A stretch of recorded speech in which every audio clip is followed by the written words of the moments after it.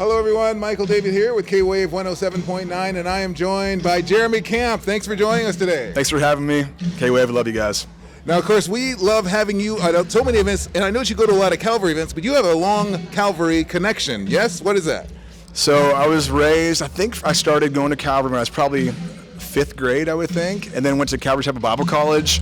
I literally, when I first started playing, I played at Calvary's all over Southern California, and so big connection, thankful for my roots, got me a really strong foundation in God's Word, and I'm thankful for that. So. And speaking of roots, your dad is a Calvary Chapel pastor. Harvest? Yeah, Harvest, yeah, in Lafayette, Indiana. Yeah. and is he the one who taught you how to play guitar? He did, actually. So I played sports all my life, and then one day I was like, Dad, can you teach me some chords? So he taught me a few chords, and I took it from there. But yeah, he was the first one who started.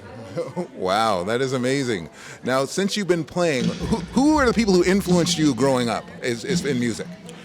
Man, honestly, I think that guys that I looked up to were like Stephen Curtis Chapman a lot. I think he was one of my favorite because just to watch his consistency, he was so solid. I mean, songs like For the Sake of the Call, I mean, I'd lay it all down for the sake of the call. Like, he had such a passion to serve Jesus no matter what. And I think that was a big influence for me. And he's a great guitar player, great singer. So it's like, okay, he had kind of all around everything and the heart. So Stephen Curtis is one of my heroes. Now, what do you think the heart of a worship leader or a Christian artist should be? What do you think it should be? That their full heart is to love Jesus with everything within them, all their heart, their mind, and their soul, and to worship the Lord with their talents. I think for me, if I'm not loving Jesus myself, I don't have an intimate relationship with him myself, then how can I present anything to anybody else? Because then it wouldn't be real. So I have to have my own relationship first so that I can truly stand on stage, present what it means to love Jesus, from my own heart, and to point people to Christ through that. So. And I know sometimes, it's wonderful when we have good times when we're serving the Lord, but we also have difficult times. I know you lost your first wife, Melissa. Talk a little bit about that. Yeah, I mean, there's a thing. It's like Jesus said in John 16:33, I say these things to you that you will have peace. In this world you will face trials of many kinds, but take heart, I've overcome the world. And I think that, God has, in a sense, not warned us, but given us that understanding that we're going to in this world. We live in a fallen world. We're going to face trials and tribulations, but he's overcome that. And so for me, when I went through watching my wife very young suffer through cancer, I understood that I was sharing, in a sense, in the sufferings of Christ. And it's not easy at all, but you also know that we have a high priest that can empathize with our weaknesses, that can really relate to us. And so, I wasn't all of a sudden like, oh, I'm great now. I had many times of being angry, many times of frustration, but God was truly walking alongside of me in his faithfulness and his long suffering that he does, loving on me, being patient with me, and he never left me nor forsook me. And I think for me, that is the greatest gift. I mean, to watch someone I loved so young, pass and suffer through cancer was not easy, but God truly gave me such tender compassion, and he's near to the brokenhearted became so much more real to me. And so now my heart is to minister, as it says in 2 Corinthians, that we're called to comfort others with what we've been comforted. So my heart's desire is to be a comfort to other people that have gone through hardships, and to share of how God has been so faithful and how the only answer truly is Jesus.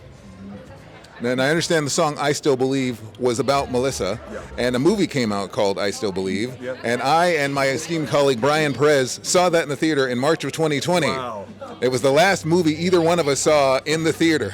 So it was a wonderful movie. I really enjoyed it. Why don't you tell us a little bit about the movie?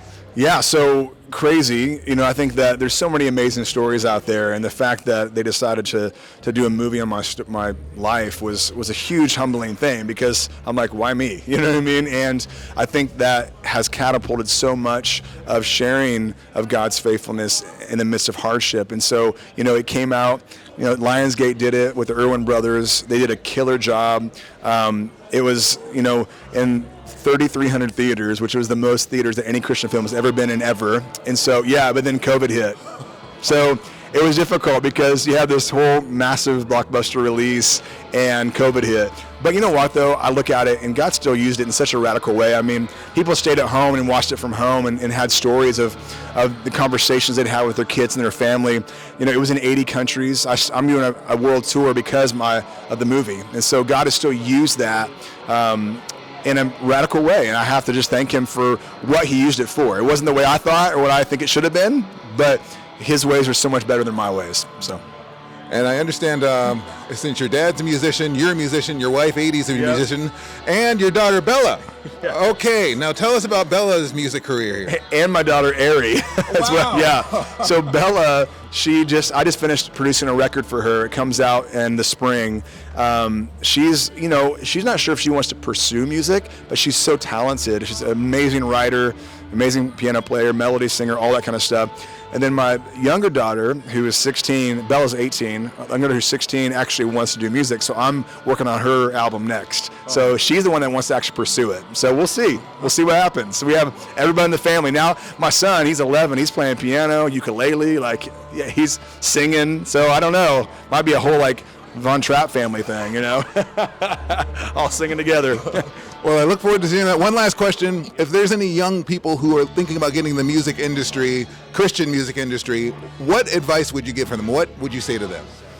Yeah, let the Lord open the door. I think one of the biggest things that people try to do, they'll tell me, I want to do what you do and be on stage and play in front of a bunch of people. And I'm like, well, that's not a good way to start. You got to start by saying, I just want to be faithful in what God has me do, and be faithful and be a good steward of what he's given you.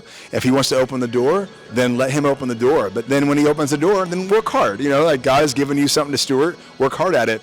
But don't push doors open. I think that when you push doors open, that's when you find a lot of people in misery because they're doing things in their own strength, and then of course that falters. And so for me, it's let the Lord open the door, let him lead you and direct you, and trust me, it's so much better that way. Awesome. Yeah. Awesome. All right. Well, Jeremy Camp, thank you so much for being with us today. Really appreciate it. Appreciate it very much. Looking forward to hearing you tonight at the Harvest Crusade in Anaheim. Michael David for K-Wave 107.9 with Jeremy Camp.